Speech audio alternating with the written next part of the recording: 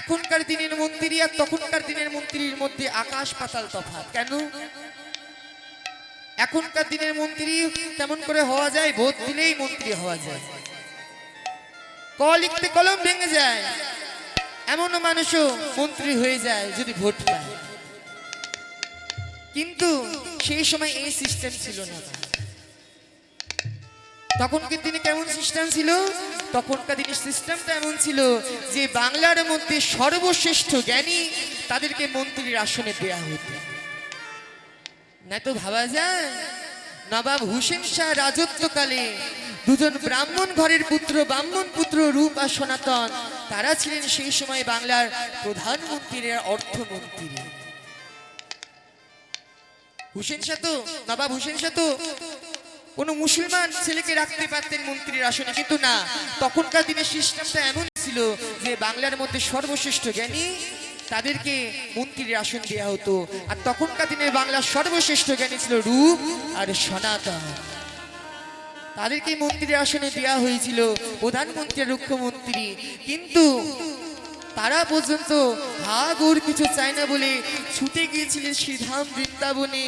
সেখানে বৃক্ষতলে এক এক রাত্রিবাস, আর ব্রজবাসী দুয়ারি করে মাধুপুরী গ্রাস। বলি প্রেমানন্দ নিতাই গুরু গরিব। বলছে রাধা কৃষ্ণ দুই দেহ হলে আত্মা একই, কিন্তু সেই দুই দেহ এক হয়ে কলিযুগে চৈতন্য মহাপ্রভু রূপে অবতার হয়েছে। শ্রী গৌরাঙ্গ প্রেমের ঠাকুর, প্রেম বিলাইতে এলো নদিয়ায়। শ্রী গৌরাঙ্গ প্রেমের ঠাকুর, প্রেম বিলাইতে এলো নদিয়ায়। শ্রী গৌরাঙ্গ প্রেমের ঠাকুর, প্রেম বিলাইতে এলো নদিয়ায়। গৌরাঙ্গ প্রেমের ঠাকুর, প্রেম বিলাইতে এলো নদিয়ায়। রাধা প্রেমে গড়াতন, রাধা প্রেমে গড়াতন, অন্তরে যারে শ্যামরায়। রাধা প্রেমে, রাধা প্রেমে গড়াতন, অন্তরে যার শ্যামরায়। শ্রী গৌরাঙ্গ প্রেমের ঠাকুর, প্রেম বিলাইতে এলো নদিয়ায়। প্রেম বিলাইতে এলো নদিয়ায়। তো প্রেমের ঠাকুর গৌ সুন্দর আমার অবতার হয়েছে কলিহত জীবকে উদ্ধার করবে বলে। বলছে রাধা কৃষ্ণ দুই দেহ এক হয়ে কলিযুগে চৈতন্য মহাপ্রভু রূপে অবতার হয়েছে। আর জানেন না, এই চৈতন্য মহাপ্রভু অবতারের ফলে আমাদের বাংলার সমাজের অনেক উন্নতি ঘটে, অনেক উন্নতি ঘটে, বিশেষ বিশেষ উন্নতি ঘটেছে এই মহাপ্রভু অবতারের ফলে। যদি বলেন কি উন্নতি ঘটেছে, তাহলে বলতে পারে যে এক্ষুনি আমি যে গৌরচন্দ্রিকাটি গাইলাম, এই গৌরচন্দ্রিকাটি হলো সেই সময়ে এক ঐতিহ্যপূর্ণ বিষয়। মহাপ্রভু অবতারের ফলে বাংলার সমাজের কি কি উন্নতি হয়েছে তা এই গৌরচন্দ্রিকার মধ্যে কয়েকটি লাইনের মধ্যে তুলে ধরা হয়েছে। তো কি বলেছে? বলছে বড়ই অবতার ভাই, বড়ই অবতার। মহাপ্রভুকে বলছে বড়ই অবতার। দেখুন ভগবানের তো কতই অবতার পৃথিবীতে এসেছে, তাই না? মৎস্য, কুর্ম, বরাহ, নৃসিংহ, বামন, পরশুরাম, শ্রীরাম, কৃষ্ণ, কতগুলোই অবতার এসছে। কিন্তু মহাপ্রভুকে কেন বড়ই অবতার বলা হয়েছে? না পরের লাইনে বলছে না পতিতেরে বিলায়ুল গড়া প্রেমেরও ভান্ডার।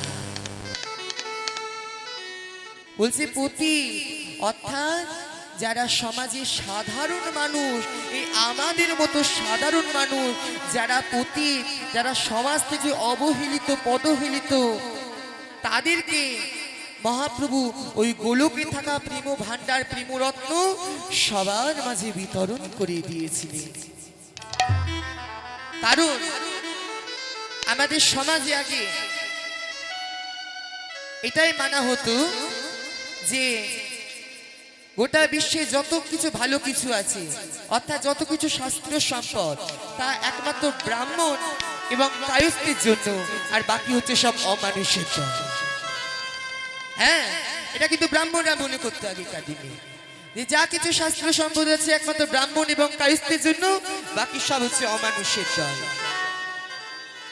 কিন্তু এটা চৈতন্য মহাপ্রভুর অবতারের ফলে এটা পরিবর্তন হয়েছে।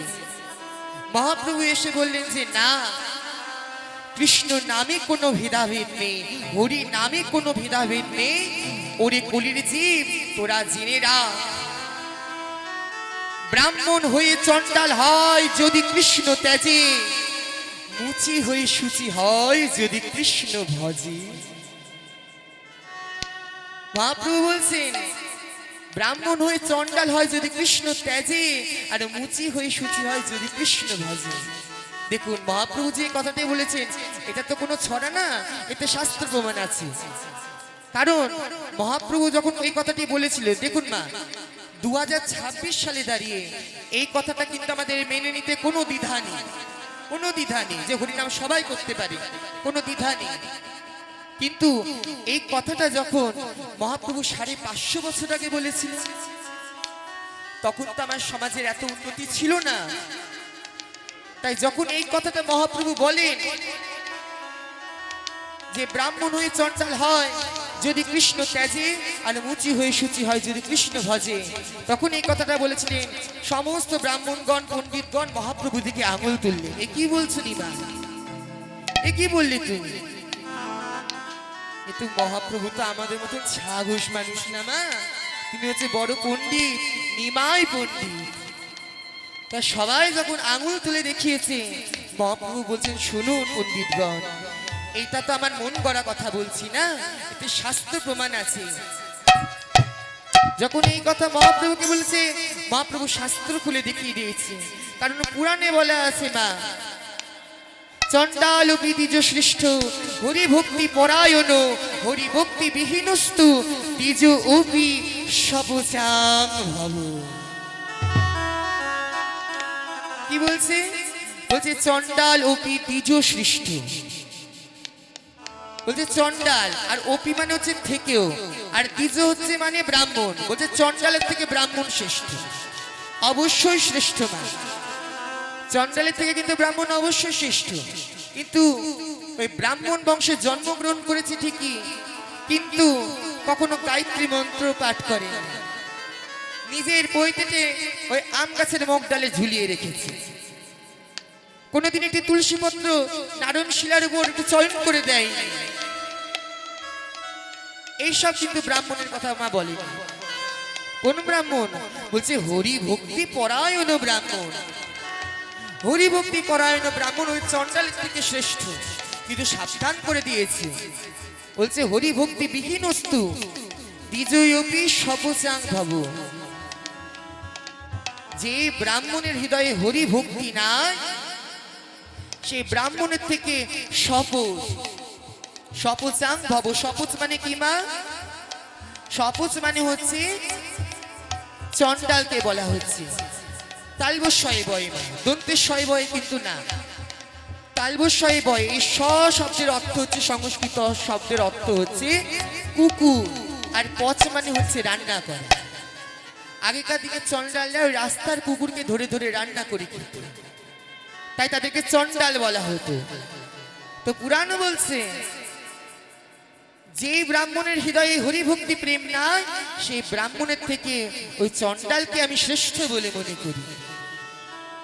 আবার 11টা পুরাণের মধ্যে শ্রেষ্ঠ পুরাণ শ্রীমদ্ ভাগবত পুরাণে প্রহ্লাদ মহারাজ বলেছে, বিপ্রাদ বিসর্গ নয়দাদর বৃন্দনাভ পাদার বৃন্দ বিমুখ সবসং বরিষ্ঠ मन्ये तदर्पित मन वचने हितार्थ प्राणं पुनदिशकुल नत भूरि मानसः।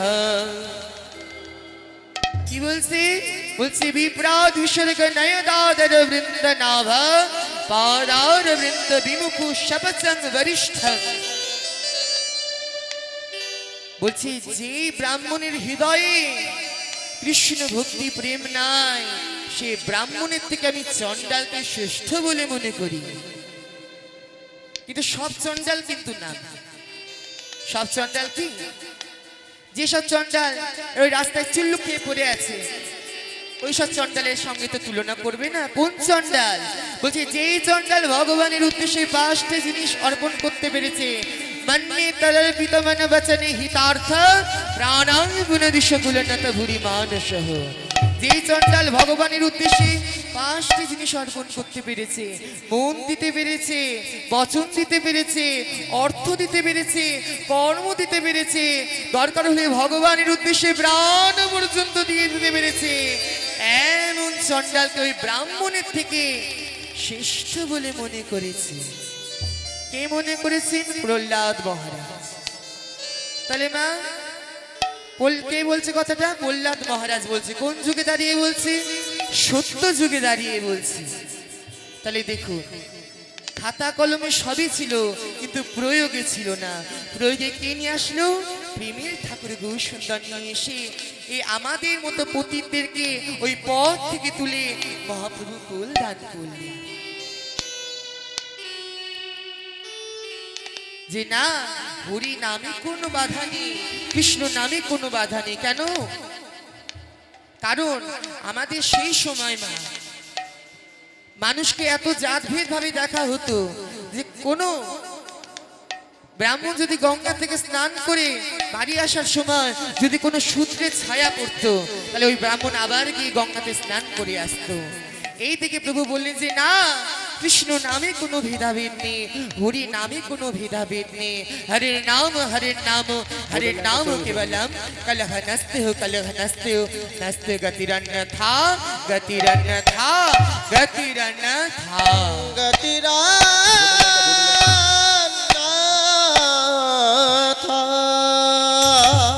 এই কলিযুগে দাঁড়িয়ে মা হরি নাম ছাড়া আমাদের কোনো গতি নাই, কোনো গতি নাই প্রভু বললেন।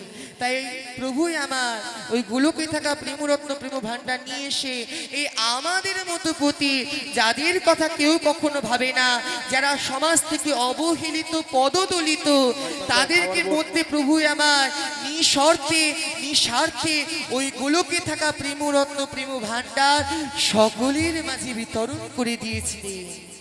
তাই তো মহাপ্রভুকে বড়ই অবতার বলার কারণ হচ্ছে, বলছে বড়ই অবতার ভাই, বড়ই অবতার।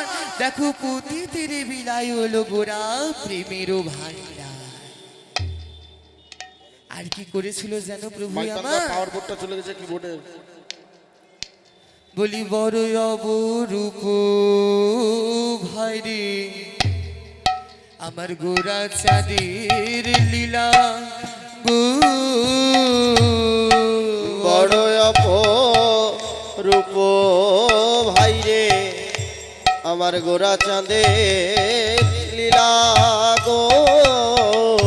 আর বড় অপরূপ ভাই রে আমার গোরা চাঁদের লীলা গো। বড় অপরূপ ভাই রে আমার গোরা চাঁদের লীলা গো। তুলনা তুলনা তুলনা তুলনা আর তুলনা তুলনা না তুলনা তুলনা পতিতে পাবন গৌর লীলা তুলনা তুলনা ওই প্রতীত পাবন গৌর লীলার তুলনা তুলনা ওই পতিতে পাবন গৌর লীলার তুলনা তুলনা ওই প্রতীত পাবন গৌর লীলার তুলনা তুলনা দেখো যেচে যেচে নাম বিলাই তুলনা তুলনা দেখো যেচে যেচে নাম বিলাই তুলনা তুলনা ওই পতিতে পাবন না তুলনা আর রাজা হয়ে কাঁধে করে বৈষ্ণবের ঝুলা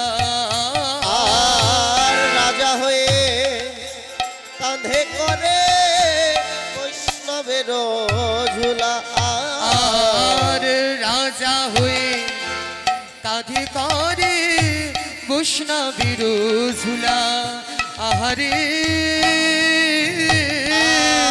রাজা হয়ে কাঁধে করে বৈষ্ণবের ঝুলা আর অভিমান দূরে যায় অভিমান দূরে আর যায় অভিমান মান দূরে যায় অভিমান দূরে যায় আজ অভিমান দূরে বলি যায় হরি বলে কারো প্রাণে চাই তার অভিমান দূরে যায় হরি বলে কারো প্রাণে চাই যার অভিমান দূরে যায় বলি হরি বলে কারো প্রাণে চাই তার অভিমান দূরে যায় হরি বলে কারো প্রাণে চাই যার অভিমান দূরে যায় রুদ্র রামানন্দে প্রমাণে আছে অভিমান দূরে যায় ওই রামানন্দে প্রমাণ আছে অভিমান দূরে যায় তারা কেঁদে কেঁদে ধুলাই লুটায় অভিমান দূরে যায় তারা কেঁদে কেঁদে ধুলাই লুটায় অভিমান দূরে তারা কেঁদে কেঁদে যায় ধুলাই লুটায় অভিমান দূরে যায় তারা কেঁদে কেঁদে ধুলাই লুটাই অভিমান দূরে তারা যায় কেঁদে কেঁদে ধুলাই লুটায় আহা গৌর তোমার হলাম বলে কেঁদে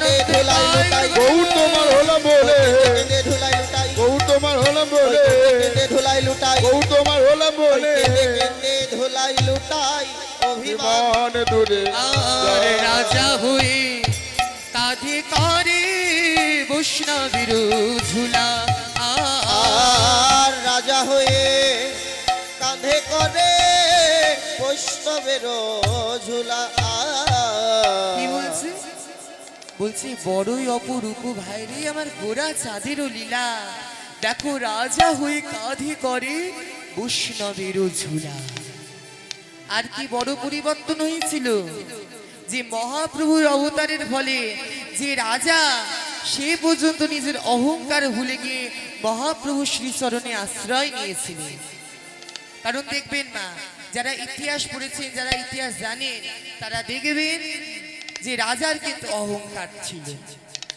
কেন যে আমি রাজা বাকি সবাই আমার প্রজা আমি যা বলবো আমার প্রজাকে তাই শুনতে হবে কিন্তু মহাপ্রভু অবতারের ফলে রাজা পর্যন্ত তার অভিমান ভুলে গিয়ে মহাপ্রভু চরণে আশ্রয় নিয়েছিলেন উড়িষ্যা রাজা প্রতাপরুদ্র মহাপ্রভুর কৃপা পাওয়ার জন্য ভাগবতের একটি শ্লোক মুখস্থ করে একটি সাধারণ পোশাক সাধারণ ধুতি পরে মহাপ্রভুকে ভাগবতের শ্লোক শুনিয়েছিলেন আবার রামানন্দ জমিদার তিনি পর্যন্ত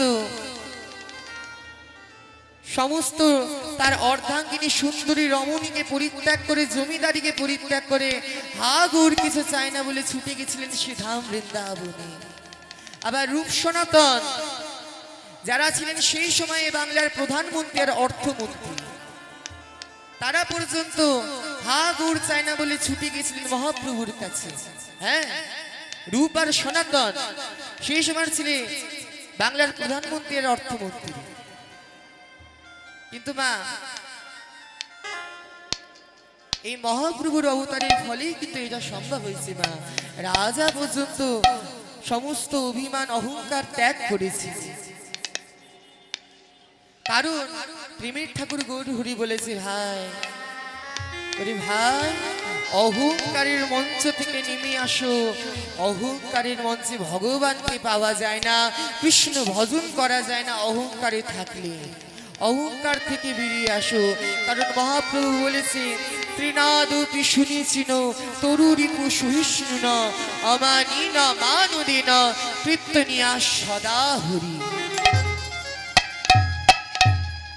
মহাপ্রভু বলেছেন যে নিজেকে তৃণাদপি শুনেছেন তৃণ মানে হচ্ছে ঘাসকে বলছে ঘাসের থেকেও ছোট হও ঘাসের থেকেও ছোট হও দেখবেন মা আমরা ঘাসকে কি করে পায়ে দোলে দিয়ে চলে যায় পায়ে চাপা দিয়ে চলে যায় কিন্তু ওই ঘাস সহ্য করে থাকে বলে ওই দুব্য ঘাস আমাদের জীবনে আশীর্বাদ স্বরূপ আমাদের মাথায় উঠে বসে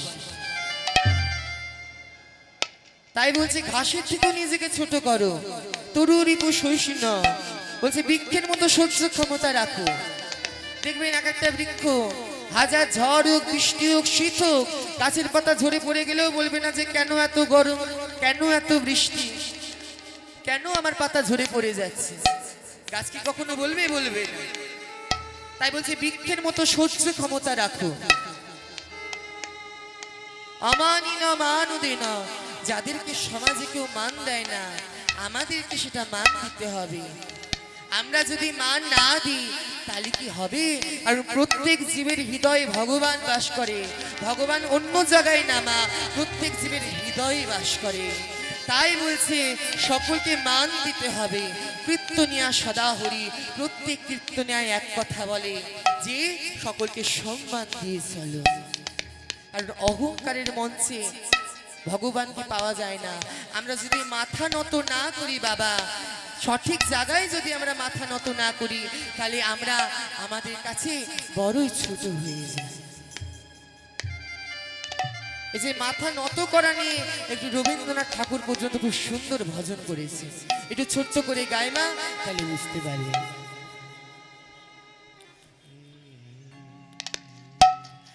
আমার মাথা নত করে দাও হে তোমা, চরণ ধুলার তলে। মাথা নত করে দাও হে তোমার চরণ ধুলার পরে। আমার মাথা নত করে দাও হে তোমা, চরণ ধুলার তলে। আমার মাথা নত করে দাও হে তোমার চরণ ধুলার পরে। সকল অহংকার হে আমার ডুবাও চোখের জলে। আমার মাথা নত করে দাও হে তোমার চরণ ধুলার তলে। আমার মাথা নত করে দাও হে তোমার চরণ ধুলার পরে। আজ রবীন্দ্রনাথ ঠাকুর কি বলছে? ভগবান আমার মাথা নত করে দাও কোথায়? তোমার চরণ তলের ধুলায়। আমি জীবনে যা করেছি আমার বোধহয় অধিকার নেই তোমার চরণ তলায় থাকার মতো যোগ্যতা বোধহয় আমার নেই, কিন্তু তোমার চরণ তলায় জায়গা না হোক, তোমার চরণের তলাতে যে ধুলিটুকু আছে ওই ধুলিটি যেন আমার মাথার মধ্যে দিতে পারি। বলি প্রেমানন্দ নিতাই গৌর হরি বল। হরিবল হরিবল। আমার মাথা নত করে দাও হে তোমার চরণ ধুলার তলে। আমার মাথা নত করে দাও হে তোমার চরণ ধুলার পরে। আর নিজেরই করিতে গৌরবদান, নিজেরই কি বলি করি অপমান, নিজেরই করিতে গৌরবদান, নিজেরই কি বলি করি অপমান। বলছি আমি নিজেকে সবসময় গৌরব বোধ করি যে আমি মানুষ হয়ে এই করেছি সেই করেছি, কিন্তু যখনই অহংকার আসে প্রভু তখনই অহংকার যেন করে যেন আমি তোমাকে হারিয়ে ফেলছি। দেখবেন মা বললাম আগে অহংকারে ভগবানকে পাওয়া যায় না। তাই যখন আমরা অহংকার করি কে বড় কে ছোট আমরা ভুলে যাই। তাই রবীন্দ্রনাথ ঠাকুর বলছে আমি যখন গর্ববোধ করি অহংকার করি আমি যেন তোমায় ভুলে যাই। তাই আমি যেন অহংকার না করি। আরে নিজেরই করিতে গৌরবদান, নিজেরই কে বলি করি অপমান, নিজেরই করিতে গৌরবদান, নিজেরই কি বলি করি অপমান। আপনারে শুধু ঘিরিয়া ঘিরিয়া ঘুরি ঘুরি পলে পলে আমার মাথা নত করে দাও হে তোমার চরণ ধুলার পরে। সকল অহংকার হে চোখের জলে আমার মাথা নত করে দাও হে তোমার চরণ ধুলার পরে। আর মাথা নত করে দাও হে তোমার চরণ ধুলার তলে। আমার মাথা নত করে দাও হে তোমার চরণ ধুলার পরে। বলছে প্রভু আমার মাথা নত করে দাও কোথায়? আমি যা অন্যায় করেছি পাপ করেছি এত অহংকার নিয়ে তো তোমার চরণে আমি আশ্রয় পাবো কিনা জানি না প্রভু, কিন্তু তোমার চরণে আশ্রয় পায় বা না পায় তোমার চরণ ধুলির তলায় যেন আমি আশ্রয়টা পাই। দেখো কত ভক্তি ভরে গান। আগেই বললাম না, গৌর হরি বলেছে অহংকারের মঞ্চ থেকে নেমে আসো ভাই, অহংকারে ভগবানকে ভজনা করা যায় না। দেখবেন, দেখুন অহংকার করে কখনোই ভগবানকে পাওয়া যায় না। আমরা যদি সঠিক জায়গায় মাথা নত না করি বাবা, আমরা নিজেদের কাছে ছোট হয়ে যাই। কেন? যদি বলি একটা ছোট্ট করে ঘটনা বলি, ধরুন কোনো বাবা সেই ব্রিটিশ কালে ক্লাস 5 পর্যন্ত পাশ করে একটা 5 টাকার চাকরি করত। শুনুন মা, মন দিয়ে ভালো করে শুনুন কথাটা। এক বাবা ব্রিটিশ কালে ক্লাস 5 পাশ করে 5 টাকা চাকরি করত এবং সেই 5 টাকার মধ্যে তিনি 2 টাকা সংসারের পিছনে দিতেন আর 3 টাকা নিজের সন্তানকে মানুষ করার জন্য, পড়াশোনার জন্য সন্তানের পিছনে খরচা করতেন। এখন সেই ছেলে এখন বড় হয়ে বড় ইঞ্জিনিয়ার হয়েছে, এখন 5 লাখ টাকা প্রত্যেক মাসে ইনকাম করে। এখন সেই ছেলে যদি মনোভাবনা এমন জন্মায় যে আমি বাবাকে কেন প্রণাম করব, কেন প্রণাম করব? আমার বাবা সেই সময় ব্রিটিশকালে ক্লাস 5 পাস করেছে আর আমি বিটেক করেছি, এমবিএ করেছি, বড় বড় চাকরি করছি। এখন আমি 5 লক্ষ টাকা ইনকাম করি আর আমার বাবা সেই সময় 5 টাকা ইনকাম করতো। তাহলে কোন দুঃখে আমি বাবাকে প্রণাম করতে যাব? তাহলে এই সব কথা যদি পাড়ার লোক শুনে তাহলে কি বলবে সমাজ?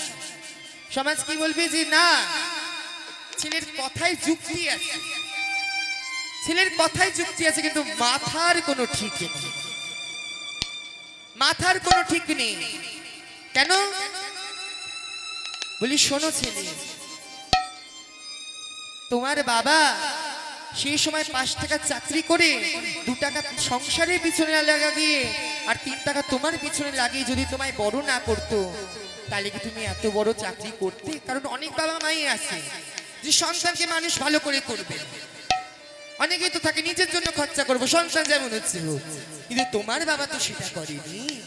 তোমার বাবা কি করেছে? 2 টাকা সংসারের পিছনে দিয়ে 3 টাকা তোমার পিছনে খরচা করেছে, তাই তুমি আজকে বড় ইঞ্জিনিয়ার হয়েছো, 5 লক্ষ টাকা ইনকাম করছো। এখন তুমি যদি বাবাকে প্রণাম করো বা না করো এতে বাবার কোনো কিছু যায় আসে না, কিন্তু আমরা নিজেদের কাছে ছোট হয়ে যাই। ঠিক তেমনি মা, ভগবানের কাছে যদি আমরা মাথা নত না করি তাহলে আমরাও ছোট হয়ে যাই। কেন?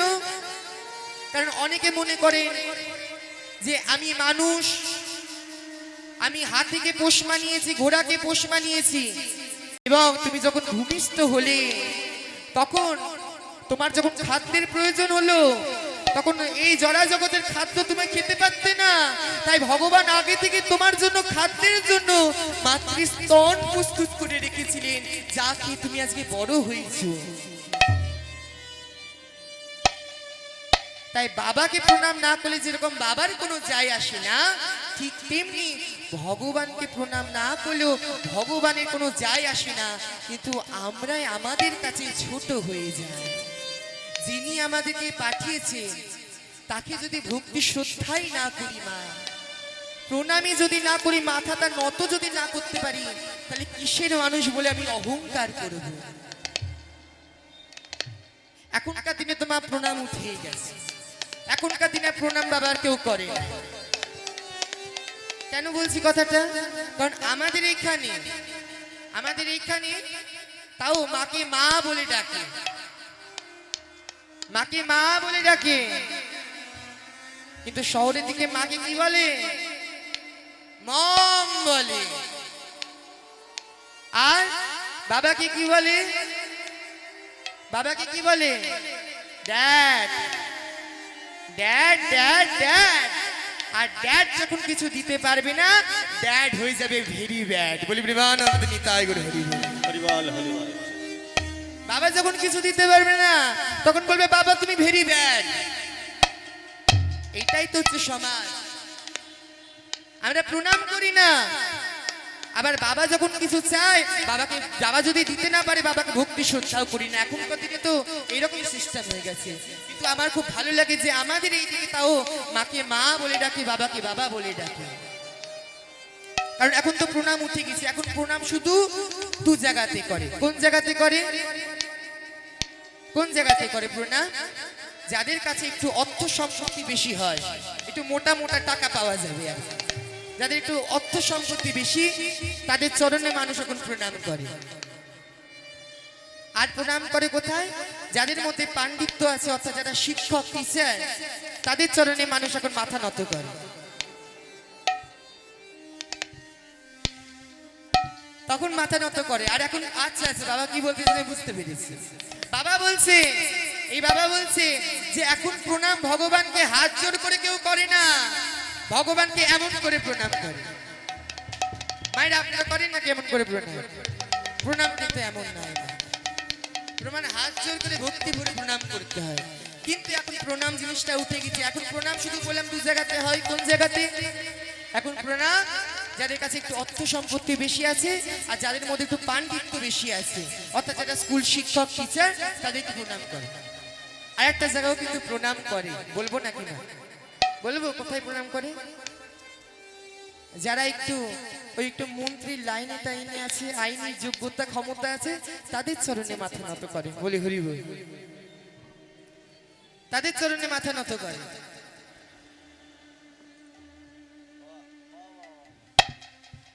তাই তাই বলছি, আমরা যদি মাথা নত না করি ভগবানের কাছে, আমাদের মানব জন্মটাই বৃথা হয়ে যায়। আমরা যদি ভগবানের চরণে মাথায় নত না করি, তাহলে আমরা নিজেদের কাছে ছোট হয়ে যাই। বলি প্রেমানন্দ নিতাই গৌর হরি বল। হরিবল হরিবল হরিবল। তাই এই যে মাথা নত করার মা বিষয়টি, এই মাথা নত করাটা শিখিয়েছেন আমাদের প্রেমের ঠাকুর গৌরসুন্দর। যে অহংকারের মঞ্চ থেকে নেমে আসো ভাই, অহংকারে ভজন করা যায় না, কৃষ্ণ ভজন করা যায় না। আর কি করেছিল জানো প্রভু আমার? বলি গৌরাঙ্গীর করুণার কথা এক মুখে কহিবারে নারী গৌরাঙ্গের করুণার কথা ওগো কহিবারে নারী গো। আর সংকীর্তনে মাঝে নাচে কুলের উপহারি গো। সংকীর্তনে মাঝে নাচে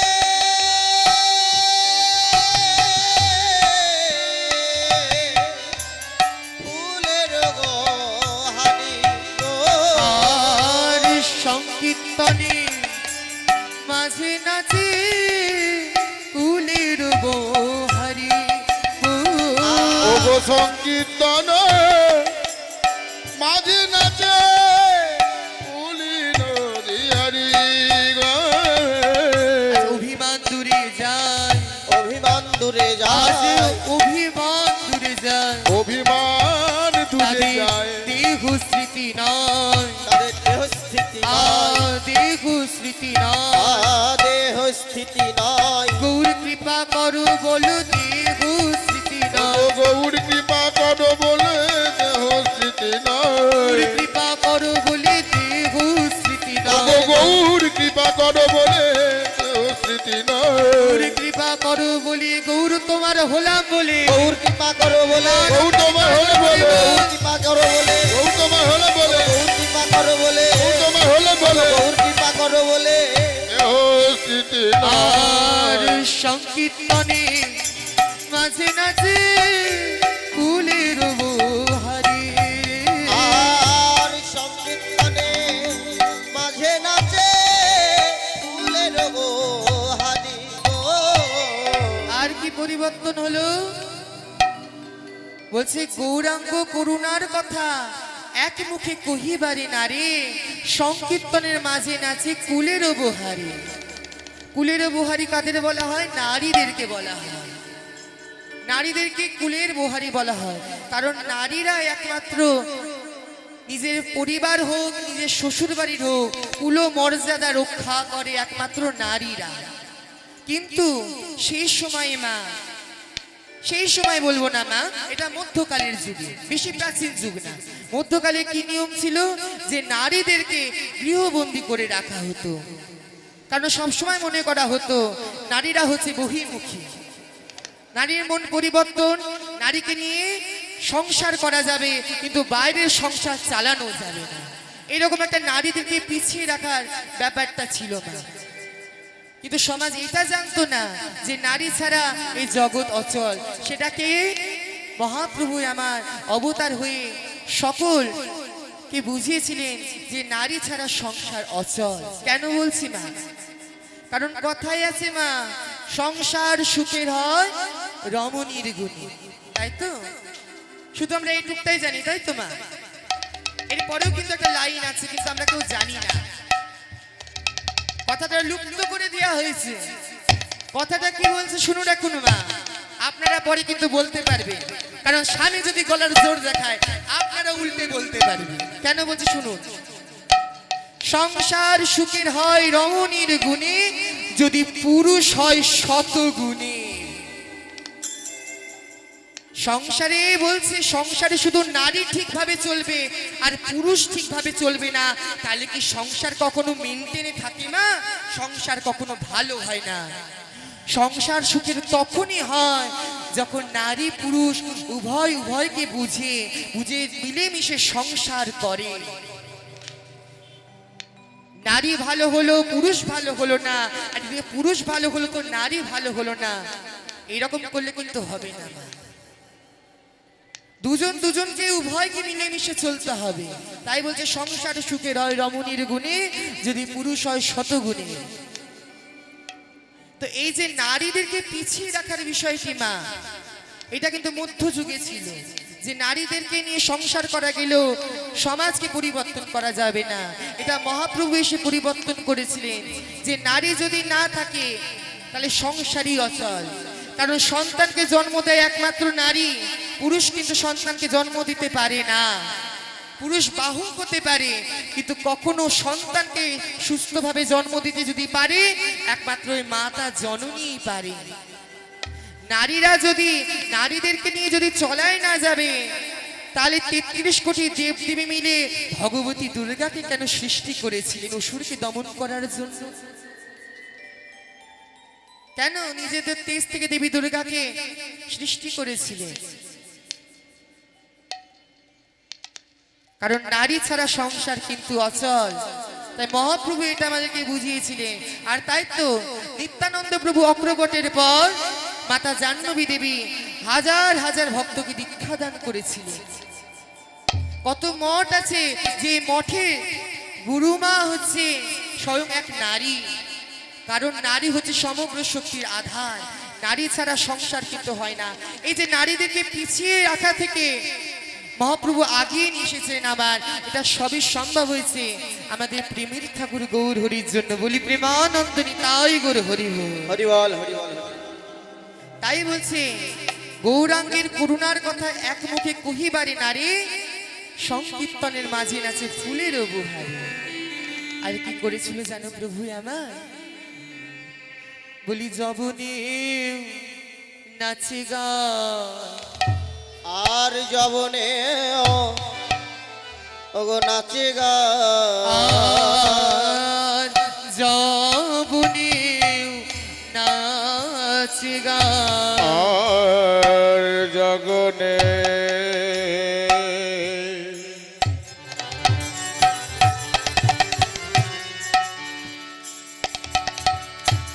জগনে নাচে গায়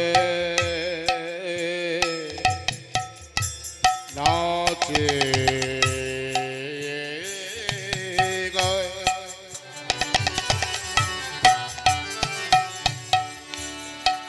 নাচে গায় কি শোভা রে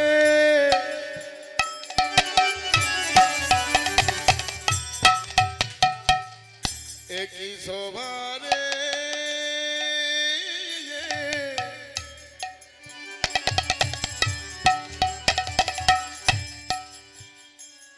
একই শোভার বেলায় যাই হরি বল হরি বল হরি বল একই শোভার বেলায় যাই একই শোভা বালায় যায় আয় যবনেও নাচে আর গায় মুখে হরি নাম বলে গো আর যবনেও নাচে গায় মুখে হরি নাম করে গো জবনে নাচ গায় হরি নাম করে গো। আর কি বলছে বলছে যবনেও নাচে গায় মুখে হরি নাম বলে গো মহাপ্রভুর অবতারের ফলে আরো কি পরিবর্তন হলো দেখো যে সমাজে যারা অহিন্দু তারা পর্যন্ত হরি নামে নৃত্য করেছিলেন হ্যাঁ মা যারা সমাজে যারা অহিন্দু সমাজ আছে তারা পর্যন্ত মহাপ্রভুর এই হরি নামে নৃত্য করেছিলেন আমরা কিন্তু সেগুলো খোঁজ খবরে রাখি না কারণ কলকাতা বিশ্ববিদ্যালয়ে একটি গ্রন্থ প্রকাশিত হয়েছে সেখানে গ্রন্থটির নাম হলো বৈষ্ণব ভাবাপন্ন মুসলমান পদাবলী সেখানে হাজার হাজার পদাবলী আছে যেখানে শুধু মুসলমান পদাকর্তা দ্বারা রচিত মুসলমান পদকর্তা দ্বারা রচিত হাজার হাজার পদাবলী আছে আমরা কিন্তু খোঁজ রাখি না আবার আমরা তো কাজী নজরুল ইসলামকে কাছে পেয়েছি তার এত সুন্দর সুন্দর গান যেন হৃদয়টাকে যেন নাড়া দিয়ে ওঠে না তাই না এত সুন্দর সুন্দর গান যেন হৃদয়টাকে নাড়া দিয়ে ওঠে খুব সুন্দর সুন্দর ভজন নজরুলকে ছাড়াও হাজার হাজার পদাবলী লিখেছে হাজার হাজার মুসলমান মহাজন আর নজরুল ইসলামে তো প্রচুর সুন্দর সুন্দর ভজন আছে শ্যামা সঙ্গীত আছে কৃষ্ণ সঙ্গীত আছে কত সুন্দর ভজন আছে যা শুনলে আমাদের হৃদয়টা নাড়া দিয়ে উঠে একটু ছোট্ট করে গাইবো নাকি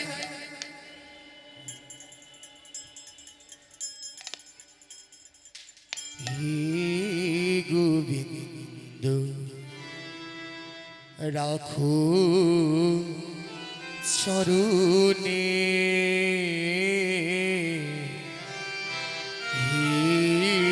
গোবিন্দ রাখো চরণে হে গোবিন্দ রাখো চরণে হে গোবিন্দ রাখো চরণে হে গোবিন্দ রাখো চরণে মোরা তবু চরণে শরণাগত তবু চরণে শরণাগত আশ্রয় দাও আশ্রিত জনে হে গোবিন্দ রাখো চরণে হে গোবিন্দ রাখো চরণে গঙ্গা ঝরে যে শ্রী চরণ রে কেন দুঃখ পাই সে চরণ সে গঙ্গা ঝরে শ্রী চরণ বে কেন দুঃখ পাই চরণে যে ত্রিতাপ জ্বালা হর কৃষ্ণী হরি চাহু করুণা সিক্ত নয়নে আর রাখো চরণে আনন্দ নিতাই গুরু গরিব রাখো চরণে হে গোবিন্দ রাখো চরণে ভিক্ষা চাহিলে মানুষ নাহি ফিরা তোমার দুয়ারে হাত পাতিল যে ফিরাবে কি তুমি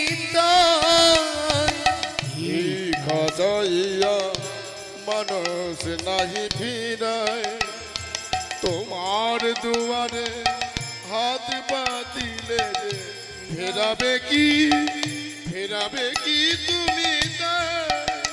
তব চরণ ধরি ডুবে মরি যদি রবি কলঙ্ক ভুবনে রাখো চরণে হে গোবিন্দ রাখো চরণে আর হে গোবিন্দ রাখো চরণে হে গোবিন্দ রাখো চরণে দেখুন কত সুন্দর ভজন লিখেছেন কি কাজী নজরুল ইসলাম। এত সুন্দর সুন্দর ভজন লিখেছেন। এই যে মা অহিন্দুরা সমাজেও হরিনাম করছে বাবা, এই হরিনাম কিন্তু সমস্ত কিছু পরিবর্তন করেছে।